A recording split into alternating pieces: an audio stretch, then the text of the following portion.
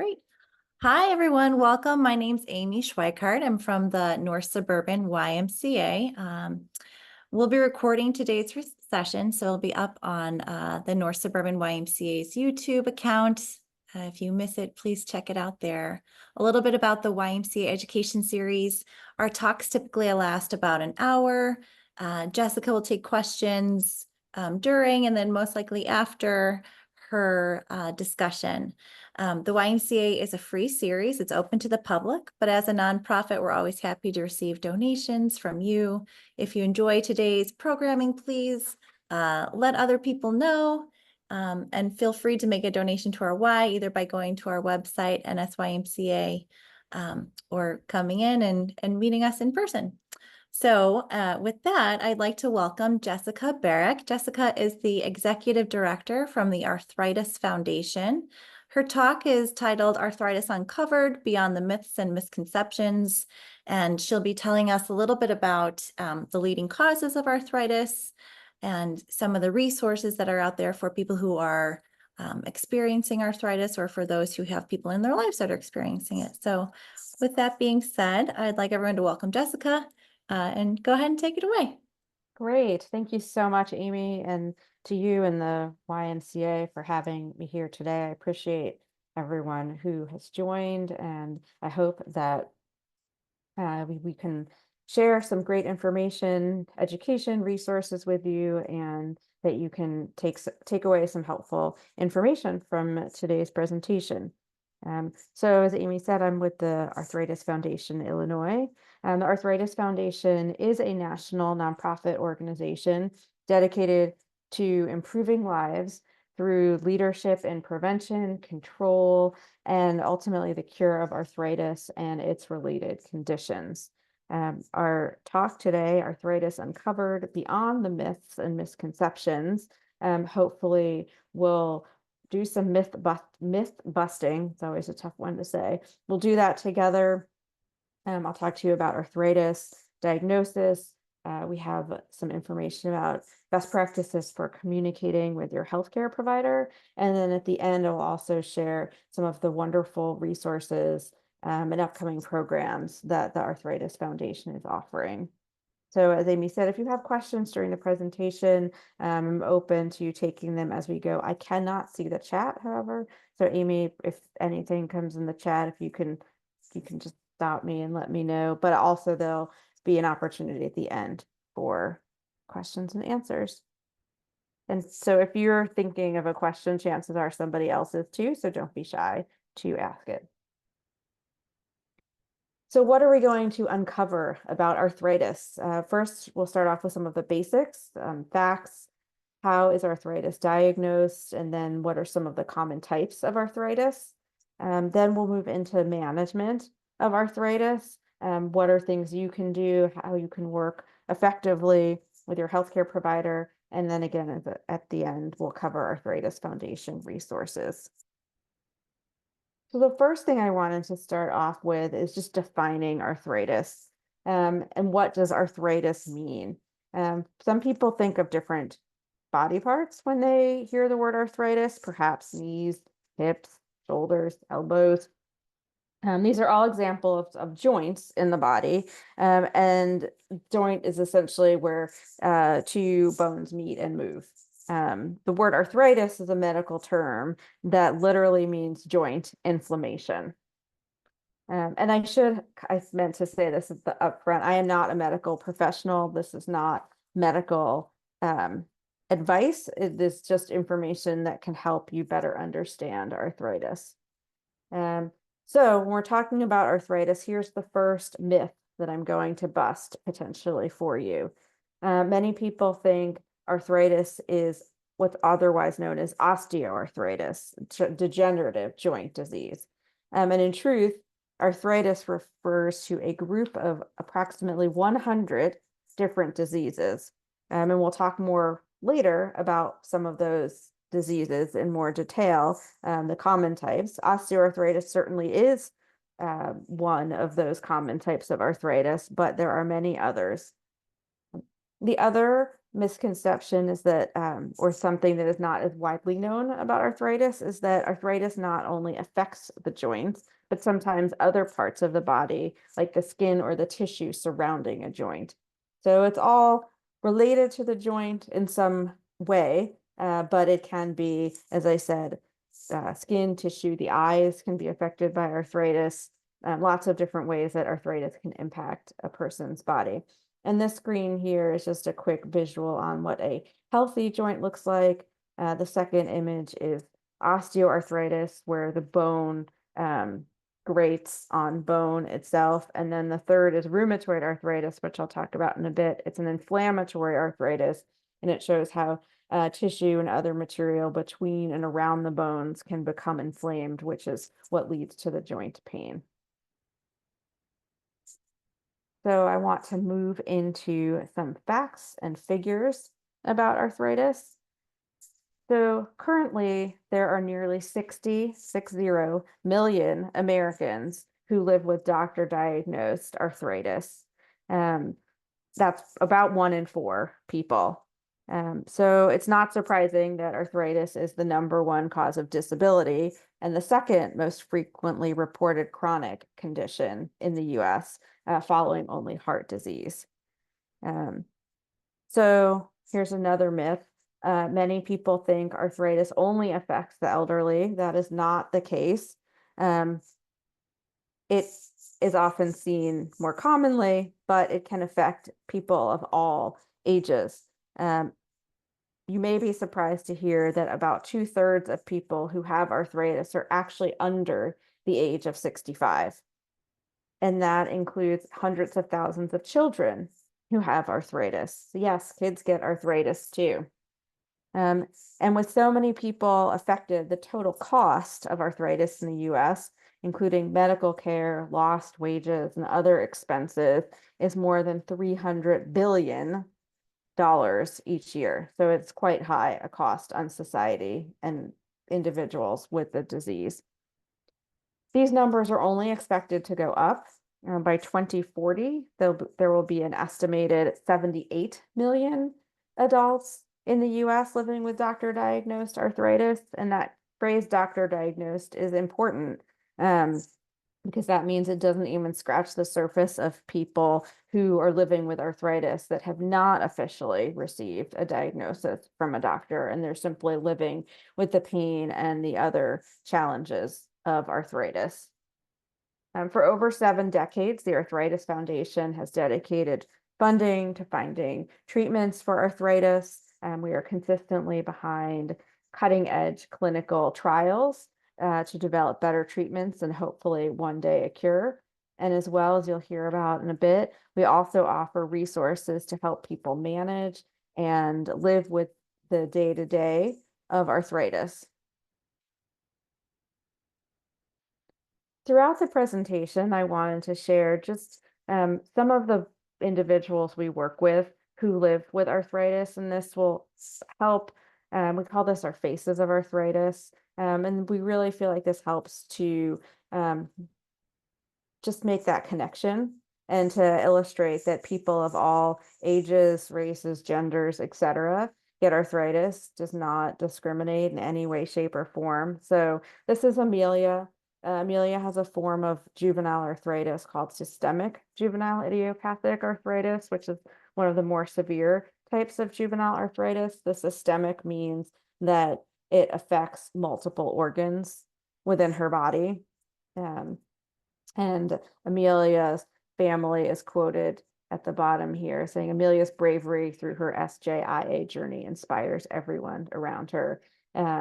And she's definitely a warrior in fighting her arthritis every day. In fact, Amelia was an honoree at one of our events earlier this year. And unfortunately, her arthritis was in the middle of a flare and she wasn't even able to attend the event where she was an honoree. And so some of her family were there and brought her spirit, but Amelia is definitely one of the many reasons why we do what we do to raise awareness and educate people and raise funds. So often, one of the most frequently asked questions I get is, what are some of the warning signs, or how do I know if I have arthritis? So there's definitely a key number of symptoms that I will say only a healthcare professional can tell you for sure if it's arthritis. But here are some of the things that people tend to notice that may point to arthritis as a source of their joint problems. First is pain. Pain from arthritis can be constant, or it may come and go.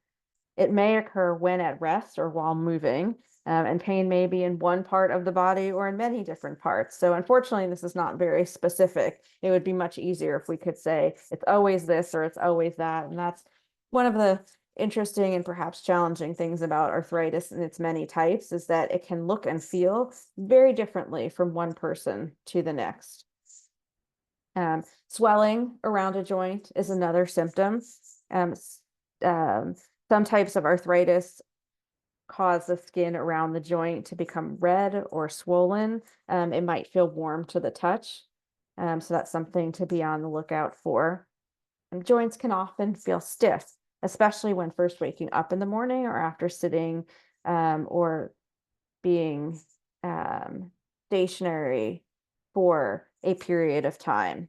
Like if you are sitting at a desk or riding on a long car ride, those are times when stiffness in the joints might occur. You may also notice difficulty moving that joint, and that is also another symptom.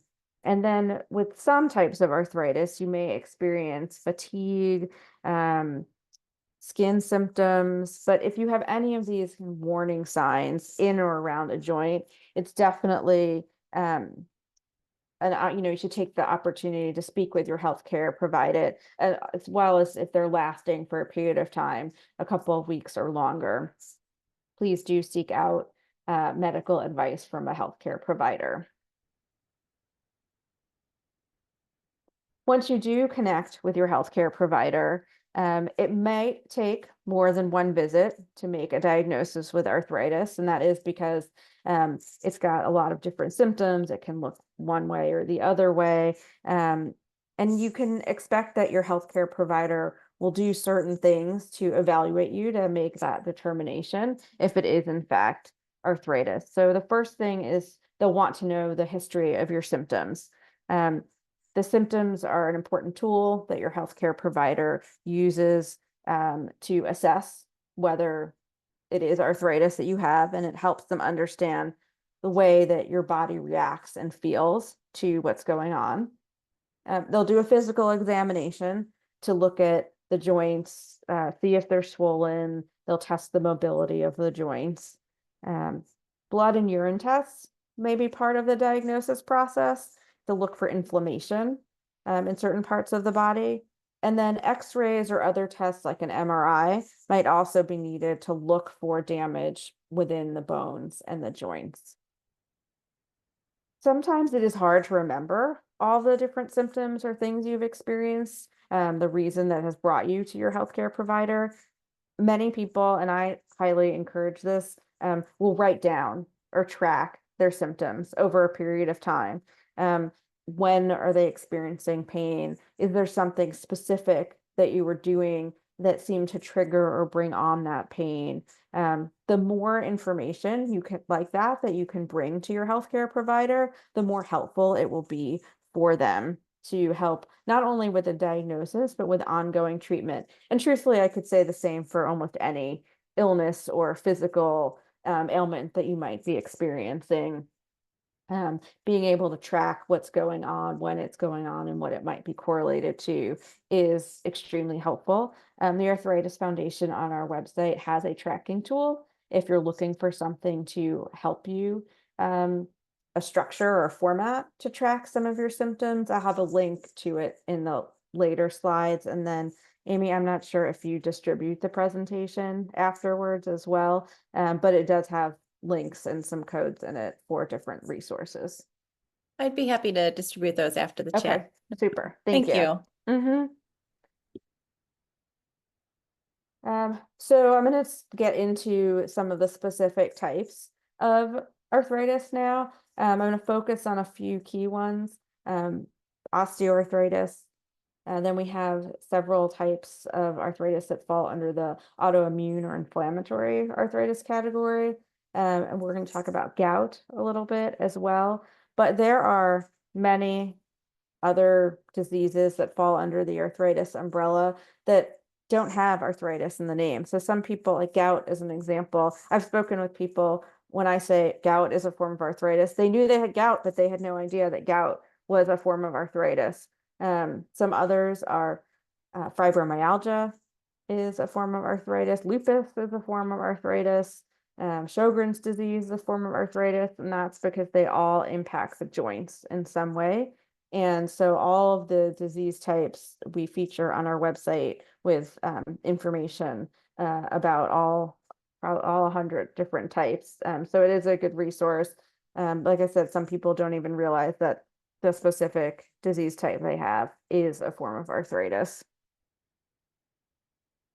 A large part of understanding arthritis and treatment in particular and management does come with knowing what type of arthritis you have. Certainly that's another conversation with your healthcare provider, as they will be the one that would specifically diagnose the type of arthritis that you might have. So we'll start with osteoarthritis. It is the most common form of arthritis. Just over half of the people with arthritis have osteoarthritis. Sorry, lost my place in my notes. There isn't a single cause for osteoarthritis. There are some things that are linked to and can be connected with its development. Some things are controllable, some things are out of our control. The things in control, weight often plays a part in osteoarthritis. People who are heavier in the obese category, the bones are bearing more weight and there's more stress on the bones. But muscle weakness can play a part in osteoarthritis. Physical inactivity can actually play a part. Some people think, another myth, some people think that activity makes arthritis worse, which is not entirely untrue, but movement is very helpful for people in general and people with arthritis. It keeps, they say motion is lotion is a phrase that I hear. The motion helps keep the joints almost like lubricated, for lack of a better word, and can help with just slowing things from progressing, or just it just keeps things more mobile. So even, and physical activity doesn't have to be running a marathon or anything like that. It can really, there's chair yoga, there's very low impact types of activity and exercise, and I have a link in the resources at the end to different exercises depending on what type of arthritis you have. Our website can recommend lower impact activity that will keep the joints moving, but not to the point where it might worsen the condition. So also within the things you can control, there are different medications that can be used, both prescription and over the counter. And treatment is, especially when it comes to prescription, is something that should be carefully discussed with your healthcare provider. There's also things you can't control. Age plays a part over time. The body and various parts, including the bones, just wears down, and they aren't as strong as they may have been at a younger age. Injuries can also trigger or worsen or speed up osteoarthritis. And then there are some hereditary and genetic factors, which just, are completely out of our control. So our next arthritis warrior, this is Linda. She's a very active volunteer. She actually has both osteoarthritis and inflammatory arthritis. And her quote is, "I truly believe that one day we will find a cure for arthritis and change the lives of millions of adults and thousands of children. Together, we will be successful." Linda's, despite her osteoarthritis, she is very active. She participates in her walk to cure arthritis. Walking is very good for people with arthritis. Again, lower impact, keeps you moving. Our walks are not speed walk. Nobody's racing at these events. We have shorter distances, things of that nature. But again, the motion and keeping the joints active is very helpful. And Linda's a great advocate of that on our behalf. So next, I'm going to move into the inflammatory types of arthritis. The first one is rheumatoid arthritis. It is a chronic, long-lasting immune condition. It affects approximately 1.3 million Americans, including my husband. Even though the slide says it is more common among women, he jokes and said, well, that figures that it happened to him. There are symptoms that often come with rheumatoid arthritis. These symptoms can be throughout the body: fatigue, loss of appetite, low fevers sometimes accompany rheumatoid arthritis. And unlike the gradual buildup of joint damage that we see in something like osteoarthritis, the joint damage in rheumatoid arthritis often occurs very quickly in the beginning of the onset of the disease. And that's one of the reasons that a quick diagnosis for something like rheumatoid arthritis is especially important, to try to catch it before the bulk of the joint damage occurs. Because if it's caught earlier, there are medications and other treatments that can help slow significantly the progression of the joint damage. But unfortunately, if it isn't caught early, the joint damage can occur quite rapidly. So people with rheumatoid arthritis typically have several inflamed joints.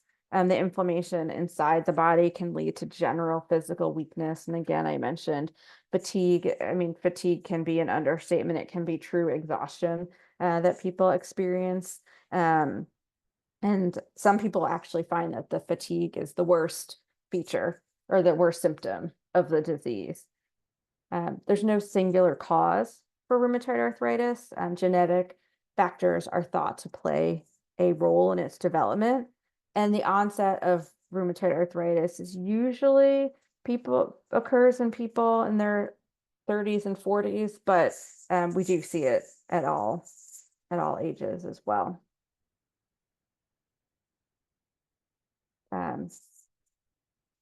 Jamel is our next warrior. She has rheumatoid arthritis. She said, my pain does not define me. And I think that's true of a lot of people who live with arthritis. But she, just like others with rheumatoid arthritis, experienced that pain and that fatigue. There's a theory, I don't think it's a scientific theory, it's called the spoon theory, and some of you may have heard of it, that relates to people's exhaustion or their ability to do things with their arthritis, where essentially you have a certain number of spoons that you start out at the beginning of the day with. Let's say it's 10 spoons, but different things cost you different numbers of spoons. So taking a walk with friends might be 3 spoons, and then you only have 7 left. And once you're out of spoons for the day, you are out of spoons for the day. And it doesn't matter how much you might want to do something, you have just depleted your reserve at that point. So particularly for people with RA, they often have to be very mindful and make decisions throughout their day about what is the value to them of the activity or thing, what's required of them.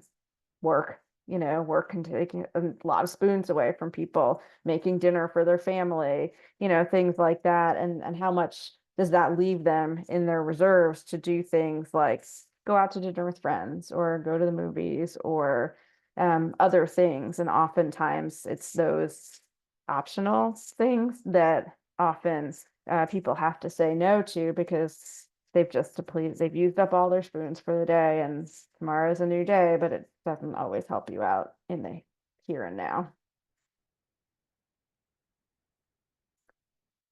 Okay, the next type of arthritis is, and you'll forgive me not being a medical professional, this one's always a tough one to pronounce, but here goes: axial spondyloarthritis.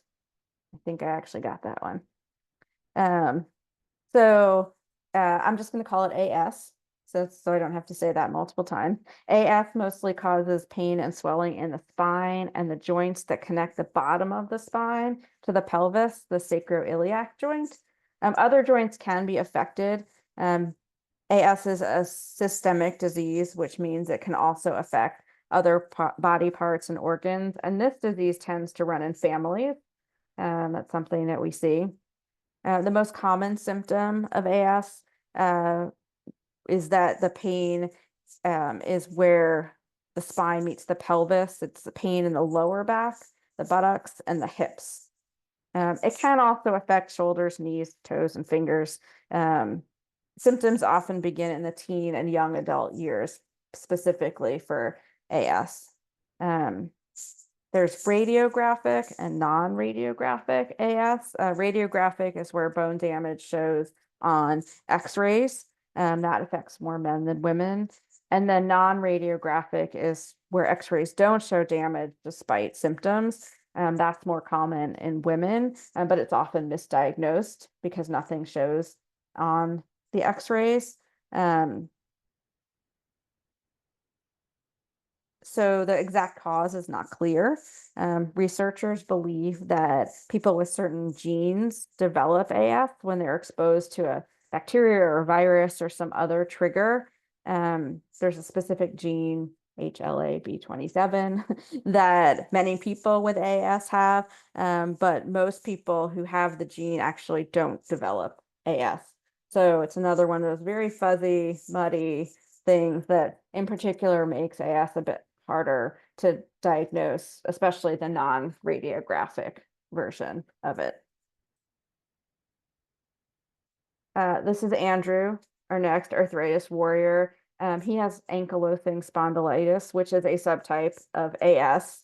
They make these things, very easy to say. And he said, my illness does not define me, but my strength and courage does.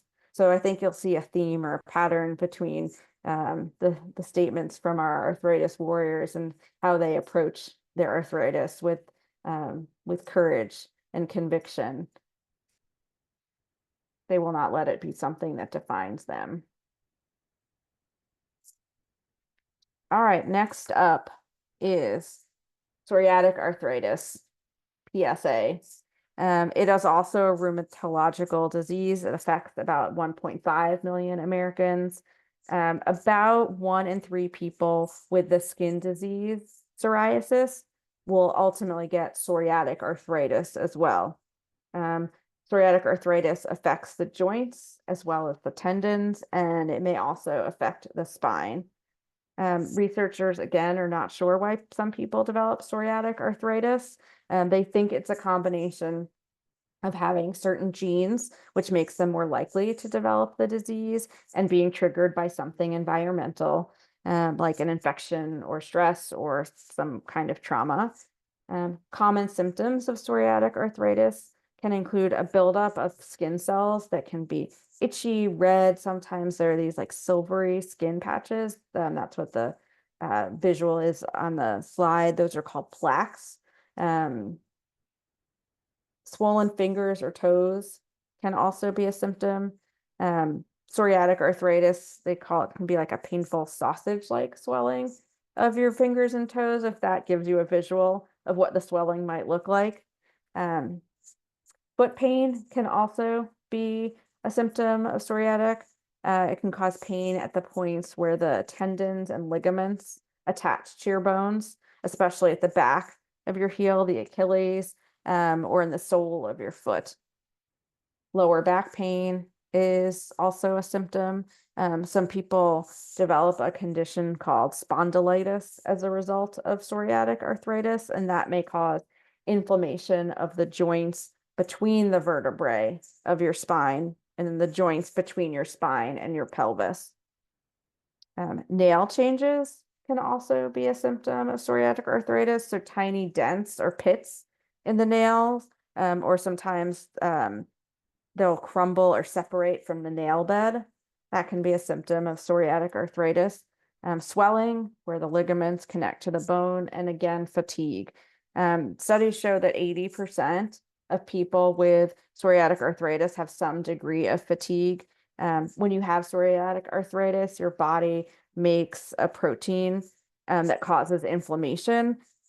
The protein makes your joints swell and become painful or stiff, but that protein may also cause the fatigue. Again, doctors are not sure why. Melissa is our warrior who has psoriatic arthritis, and she says, "Live each day a little stronger." I like that quote. And then the last type of arthritis I'll talk about is gout. Gout is actually the most common form of inflammatory arthritis. It affects about 8.3 million people in the United States. The vast majority are men between the ages of 30 and 50. And genetics do play a role in whether someone will develop gout or not. Gout is a type of inflammatory arthritis that is caused by a buildup of uric acid in the blood. Among people with gout, about 90% of the people have kidneys that don't adequately remove the uric acid, while 10% have high uric acid levels because they just simply produce too much uric acid. So mostly it's an issue of not being able to effectively remove the uric acid that normally builds up in your body. And uric acid is a chemical that's created in the body when it digests and breaks down proteins. The products of protein compounds are called purines, and those get broken down into uric acid. The most common place in the body that gout affects is the big toe, but it can affect other areas, ankles, knees, wrists, elbow, fingers. But 90% of gout attacks start in a single joint, and that is usually the big toe. Gout is extraordinarily painful. I have not experienced it, knock on wood, but people who have gout and have experienced gout attacks say that their joint is so sensitive they can't even like touch it. They can't like lie in bed and put a blanket on top of it because it is that painful. Diet plays a significant role with gout because of the protein connection. So foods like red meat, in particular, that have proteins that produce uric acid can contribute to flares. Alcohol can also contribute to gout flares. But diet usually isn't enough to control gout on its own. The vast majority of gout patients need to take a medication designed to lower the uric acid to reduce or prevent flares completely. When somebody is in a gout flare, the main goal is to reduce the pain, and that will occur through standard pain relieving types of drugs. Sometimes oral steroids are required, but long term for gout, the goal is to generally use one of these medications that lowers the uric acid in the body overall, which can therefore reduce or prevent the flares as a whole. And despite gout being the most prevalent type, I actually did not have a warrior picture and quote for somebody with gout. Amy, are there any questions so far that would make sense for me to address now? I don't see any right now, but Okay. if anyone wants to, feel free to pop it in the chat and I can let Jessica know. Okay.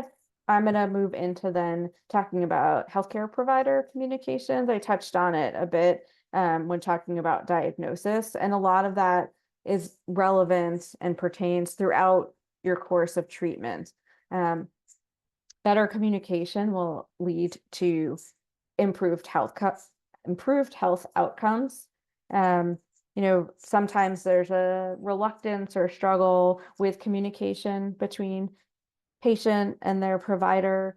I know personally speaking, I don't want to look bad in front of my doctor. So sometimes I might not exactly be honest when they ask questions. And that just, to be honest, that doesn't help. I've really come to say, you know what, this may not be the answer you want to hear, but it is the truth. And that is the only way that healthcare providers can treat what's actually happening, not what you have told them is happening. I mean, that could include like downplaying symptoms, or we hear a lot from our healthcare provider partners that patients will often tell them they are taking medication on a regular basis, even if they are not.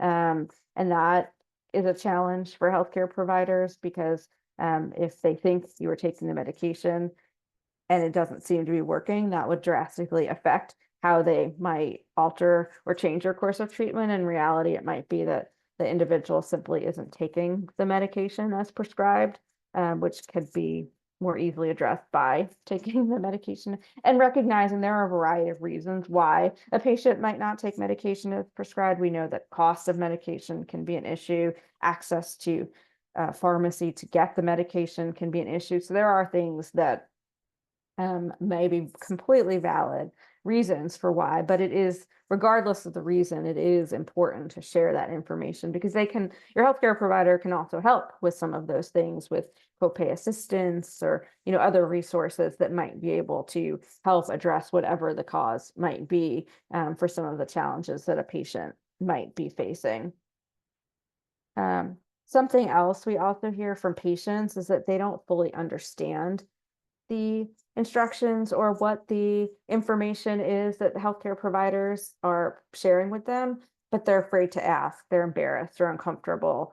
And I would encourage you not to, your healthcare provider is there to ensure that you understand and you have the information you need when you leave their office to take care of yourself. Because we all know for whatever type of doctor it is, you get maybe 15 minutes with them. You see them a couple of times a year.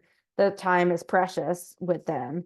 So it also helps to be prepared when you come in. And that's where the tracking of symptoms, having a written list of any concerns you have, again, easier said than done. Sometimes I've gone to doctors and had this mental list. I want to talk about these 3 things. And I walk out, I'm like, oh, crud, I only brought up one of those things.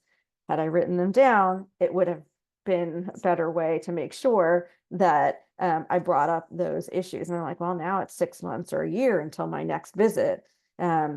Now, keeping in mind that through portals now, I feel like I have much more regular and easier access to message a question.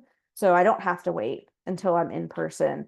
The doctor, they have staff members, if not themselves, who are monitoring those on a very regular basis. And I find that for those that have access to those electronic healthcare portals, record systems, that I think that has truly enhanced communication and people's ability to bring things up on a more regular basis and not wait 3 or 6 months until your next appointment.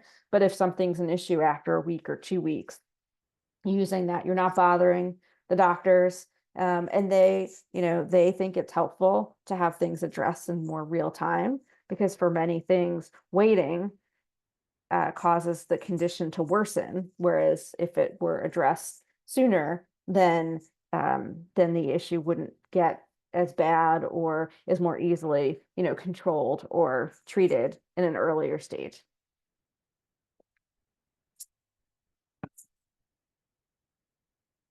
The other thing is your doctors aren't just there to address the physical components of arthritis or anything else. They also want to help you emotionally. And so you can feel comfortable sharing how you're feeling emotionally and not just physically. They can connect you to resources that would help with emotional concerns as well as the physical impact of the disease, but also things that don't necessarily feel related medically. Like, is your arthritis affecting your daily life? Chances are the answer is yes. How so? I'm going to talk about goals on the next slide. Like, are there things you want to be doing that you don't feel like you're currently able to do? Talking to your healthcare provider about those things, you can form a plan together. Your doctor can advise you on things you can do that medically that may be able to help you achieve those goals. But similarly, is your arthritis affecting your personal relationships? I talked about managing medication. These are all things that your healthcare team wants to help you with. And so they're all different, just different opportunities of things that you can bring to them. So as I said, in terms of setting and achieving goals, um, we often know that people feel like arthritis limits what they're able to do. So there's a volunteer that I work with, and she loves to garden, but her knees, make that a challenge for her. And she's been able to work with her doctor on specifically things to strengthen her knees.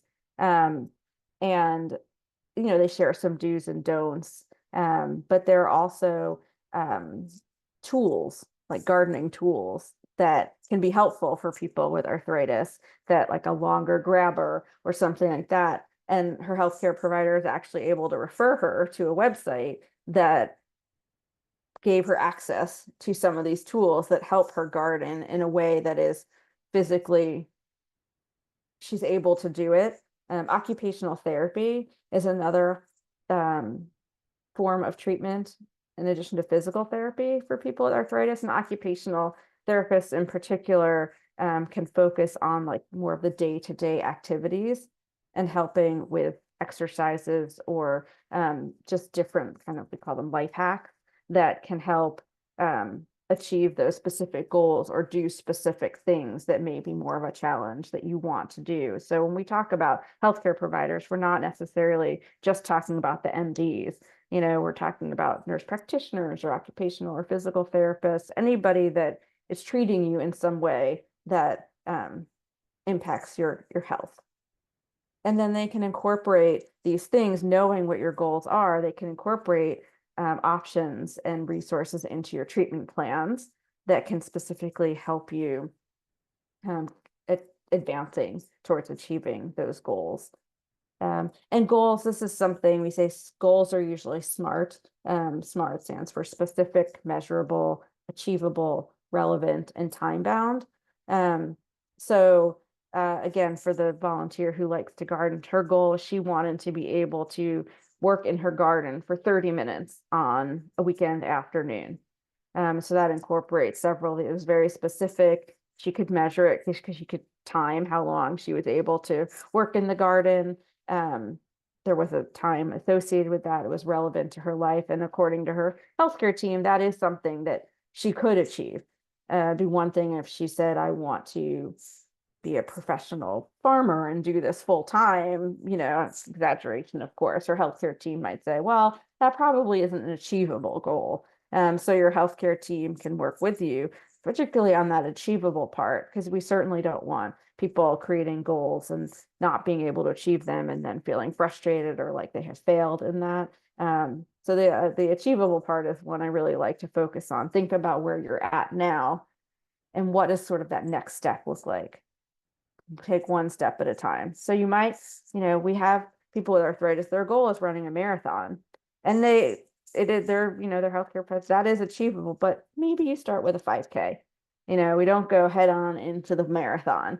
Let's see how a 5K feels, and then we reassess from there.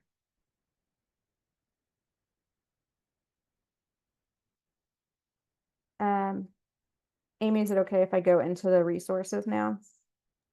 Yeah, I think that's great. I don't see any questions yet, but again, feel free to put them in the chat if you Okay, I'm do. also being mindful of time as well. Yeah, you're good. I think we're good. plenty of time. Yeah. Yeah. Okay. So, and I see I have the helpline on there twice. It's just because I really like it a lot and think it's a great resource. But we do have a helpline via phone and a web form that can be filled out. Our helpline is staffed by trained professionals.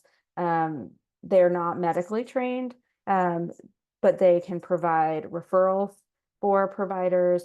We get a lot of questions in the helpline about things related to insurance or diet. And we have resources in a number of areas, whether they are internal, meaning on our website, or a staff member that we can connect you with, or we have external resources of other organizations or other websites that we direct people to. We also mail things to individuals. So if somebody is not as tech savvy, if we have resources on our website or on a partner website, the helpline can print off those materials and mail them to you via USPS. So just know that that is an option for anyone that might benefit from that. We have Connect groups, which is our version of a support group. We do have a local Connect group that meets in person in the greater Chicago area, usually monthly, but we also have national virtual Connect groups that are by topics. So we have a group for people with osteoarthritis, one for people with rheumatoid arthritis. We have one on general chronic pain. And those, like I said, those groups meet virtually like this. So it's an opportunity where you can talk and connect with other people who might be experiencing things that are similar to what you're experiencing. And they often will have guest speakers or, subtopics within that broader group topics. We also offer webinars, which are like this, but they're not, they're just more of a straight presentation. We have at least one a month. Again, a variety of different topics related to, we've seen diet and nutrition, we've had CBD, we've had joint pain, fatigue and arthritis, just a wide range of topics through our webinars. Our Better Living Toolkit, this is what I referenced earlier that has the tracking tool in it, symptom tracker. There's more than just a symptom tracker. It's a pretty comprehensive guide just about arthritis management in general. But if you are looking for that tool to help you track your symptoms and what you're experiencing, it is in our Better Living Toolkit.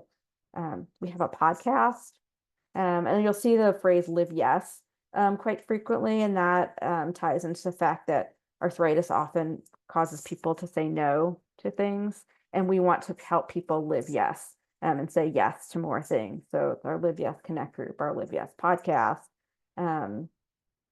Your exercise solution is I also mentioned that earlier, where you can plug in certain symptoms or parts of the body, and it can give you some suggested exercises to focus, and maybe it's a shoulder or a knee or something like that, and that's our exercise tool. Advocacy, we work with local and state and federal legislatures on policy that impacts people with arthritis.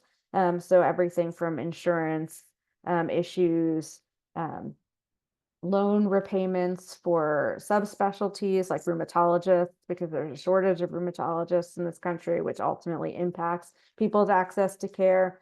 And we often look to patients and individuals to share their experiences and their stories of where they're experiencing challenges, so that our team who works in Washington and at the state level knows what issues are of highest priority and where they should be focusing their attention on getting the government and other federal agencies to be able to make a difference for people with arthritis. We also are a research organization, so we do fund about $12 million a year in arthritis research in a variety of areas, and our science area of our website highlights a lot of that information, way too much for me to go into. And again, I'm not a doctor. And so, but needless to say, we fund a lot of amazing research, and we have been involved in so many of the critical advancements in arthritis treatments and so forth over, decades. Ease of use is another interesting one, a good resource. So ease of use is a certification that the Arthritis Foundation offers to products. That means they have been tested and vetted and validated, and a group of experts have said these products are easier for people with arthritis to use. That could be based on the packaging of a product. It's easier to open. It could be the product itself, has different levers or buttons that are easier to press. There's a pen that has like a comfort grip type of, not coming up with the right word, but it is easier on people's hands who have arthritis. So it got an ease of use certification. And so if you're looking for products to kind of help you in your everyday life, looking at our ease of use certified products is a good option. There's a jar opener. There's a pill box. The things you press are bigger and easier to, again, all these have been vetted by experts in order to, there's a lengthy process companies have to go through to be certified with our ease of use designation. And then last, this one may sound a little funny. Arthritis at Work is a program that the YMCA is a partner of ours on. And when I was originally setting this up, the YMCA said, well, let me take a step back. Arthritis at Work is initially, it's a program that offers tools and resources to support companies' employees with arthritis. So I'm going to go to a live site in a second and show you what it looks like and how you can access. But the YMCA came to us and said, well, we don't only want this for our employees. We want to be able to offer all these great resources to our members and attendees of YMCA programs. And so we were able to do that.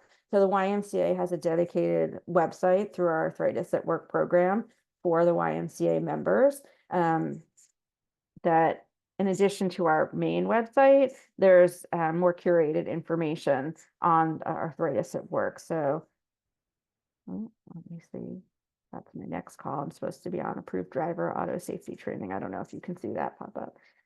Oh, let's see.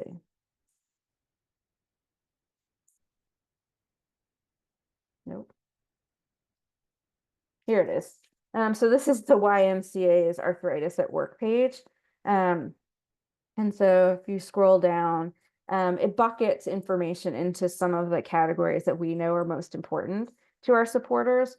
There's a section on healthy eating, get moving, managing pain, well-being, and then it links directly to some of the most commonly used resources. All of our resources and everything that I've shared with you is available on our main website, arthritis.org. But the Arthritis at Work portal for the YMCA is a bit more curated and distilled down to what we know are the more popular or well accessed parts of what we have to offer for people. So some find it just a bit simpler to navigate through the Arthritis at Work sites. If you don't find something here, you can certainly go to the main website because there's a lot more there. But I like the Arthritis at Work sites in particular.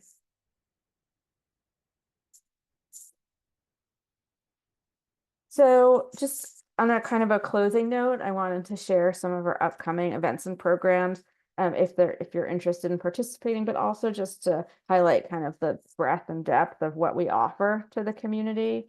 So this Sunday, we actually have an event for families of kids who have arthritis. We're going to a pumpkin patch corn maze and having a day of fun and socialization and allowing for those families to kind of meet. Kids often don't know anybody else who have another kid with arthritis. So events like these are really important for our family and building communities and creating that support.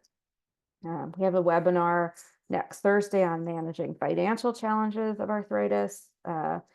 October, we have a webinar on gout. Our Freedom of Movement Gala and Casino Night is in October. That's our biggest fundraiser of the year. Followed by, we have Jingle Bell Run 5K Walk series in November and December. You'll see another upcoming webinar on inflammatory arthritis, a webinar on rethinking osteoarthritis. All these events and more are at our website, arthritis.org/Illinois. New things are constantly being added. So bookmark that website, check it often so you can see what's going on. And we would love to have you attend and participate in any one of these things, whether your interest is more education and information or getting involved in the community, helping us raise funds. All these are at no cost. And the way we're able to do that is through donors and our fundraising events that allow us to serve the community and provide information and all these great activities. This is my contact information. My colleague Angel is our associate director. She's not here today. She's at another presentation. But we are here and available for you, phone, email. If you need something and you can't find it on the website, you can always call the helpline. They are probably more helpful in many ways, but myself and Angel, we are also available to serve and support the community in whatever you might need in your arthritis journey. And this is just a kind of a summary slide of what we covered today, the basics of arthritis, different disease types, and things you can do to be more proactive in your arthritis journey. And we talked a little bit about healthcare provider relationships and how to maximize those. And then, as I just shared, the different resources that we have available. And it is 1 o'clock on the dot. That was wonderful. What a great organization. And I didn't realize how arthritis had such a large umbrella. Yeah, I It think, was very informative. I would love to be yeah, able, if you want to share the slides with me, I can email them yes, to everyone that signed up today. Your absolutely. website is full of information. It's arthritis.org. And then does anybody have any last minute questions? Please feel free to ask while we have Jessica for just maybe one more minute. And please do, if you think of something after today, don't hesitate to reach out to me. I really am. The best part of my job is talking to people and understanding how we can help them, what resources we can provide, things that might make your daily life or your long-term, progress on your journey a little bit easier. That's what we're here for. Yeah. Well, I All appreciate the right. opportunity to be here and talk to you all today. Thank you so much, Amy, to you and the YMCA and everybody who is here today. Yeah, on behalf of the YMCA, we thank you. This was wonderful. I learned a lot, and Oh, good. hopefully everyone that attended did as well. And we will have this up on our YouTube channel as well, so people can reference it there. So Will you with send that, me that link as well? Because I'd like to share that. It's because yeah, I think some of our supporters as well would be interested in seeing this. absolutely. Okay, Yeah. thanks. All right. All right. Well, with that, I'm going to say goodbye and hope to see everybody back soon. Thanks Thank you. again. Bye.